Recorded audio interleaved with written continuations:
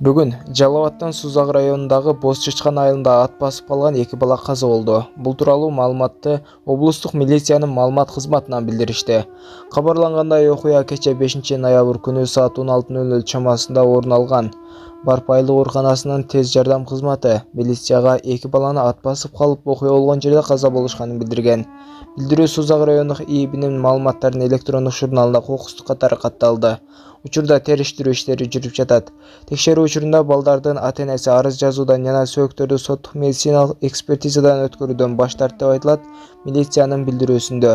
Ал эми балдардын сөөгү бүгүн жерге берилди.